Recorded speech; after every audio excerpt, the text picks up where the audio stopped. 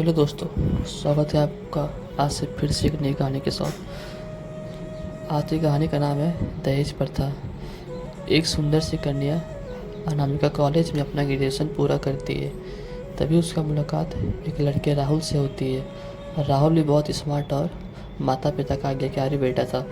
दोनों एक दूसरे को पसंद करने लगते हैं।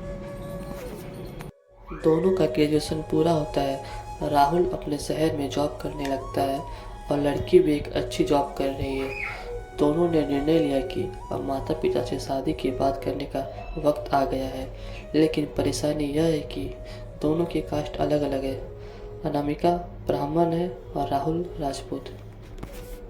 राहुल के समाज में दहेज बहुत ज़रूरी है, जो कि नकद में होता है। उसके अलावा कई तरह के गिफ्ट्स और गहने की भी मांग की जाती है। राहुल ने अनामिका को यह स्थिति स्पष्ट की और कहा, घर वालों को मनाओ, अगर तुम सभी मांगें पूरी करवाती हो तो मेरे माता पिता तुम्हें पलकों पर बैठाएंगे। अनामिका ने अपने माता पिता से यह बात कही।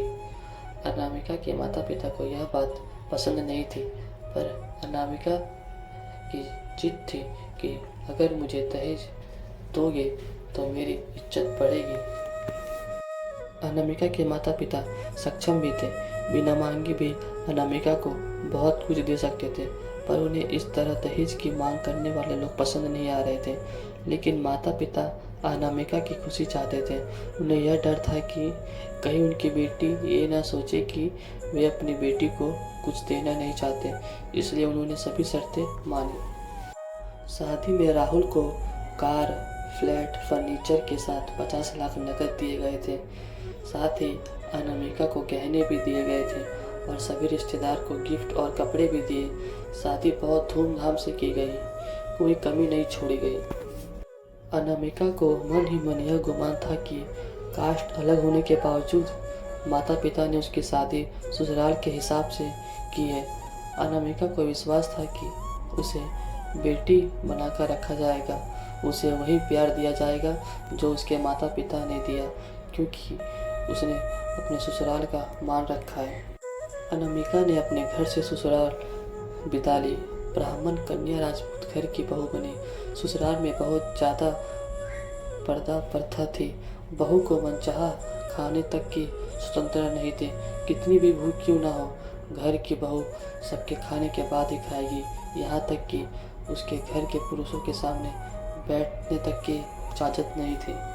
अनामिका ने इस बात पर एतराज़ दिखाया, पर उसकी किसी ने ना सुनी। राहुल ने यह बोलकर मुंह फेर लिया, यह तो परंपरा है। अनामिका को गुमान था वो धरा के धरा रह गया। उसे अपने माता पिता की बात याद आई जब उन्होंने समझाया था, तो यह वह उसने बहुत बड़ी लड़ाई थी। ससुराल में बात करने का फैसला किया। अनामिका ने अपने सास ससुर और पति से बात की, लेकिन उन्होंने नहीं सुनी और उसे बहुत बेरहमी से पीटा गया। अनामिका ने कभी ऐसा व्यवहार नहीं देखा था।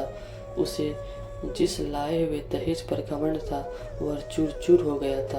अनामिका को माता पिता से बात करने में भी शर्म महसूस हो रही थी और इसी कश्मकश में एक दिन अनामिका ने अपने आप को खत्म कर दिया। माता पिता को जब यह पता चला तो उन्हें अपनी गलती का एहसास हुआ कि वक्त रहते समझा होता तो बेटी साथ होती। जो लोग दहेज पर बेटों की शादी करते हैं उनकी सोच हर तरह से छोटी होती है। जो बेटे को नीलाम कर सकते हैं वो किसी और की बेटी को कैसे अपनी बेटी बना सकते हैं। दहेज कभी खुशियों की चाबी नहीं बन सकता, यह बात सभी को समझनी होगी। इस दहेज प्रथा की कहानी में आपने पढ़ा होगा कि माता पिता ही नहीं, लड़की की सोच भी दहेज को सपोर्ट कर रही थी। कई बार लड़कियों को दहेज का गुमान हो जाता है, पर जो लोग लोभी होते हैं वो कभी अच्छे नहीं हो सकते। यह बात सबको समझने की ज़रूरत है। कहानियाँ जीवन में बहुत मायने रखती है। कई बार बड़ी से बड़ी डिग्री भी ज्ञान नहीं देती और एक छोटी सी कहानी जीवन बदल देती है। शिक्षाप्रद कहानी को आधार बनाकर अपने बच्चे को जीवन का सच्चा ज्ञान दें। धन्यवाद। ऐसे ही कहानी सुनते रहने के लिए हमारे चैनल को जरूर सब्सक्राइब करें। जय हिंद।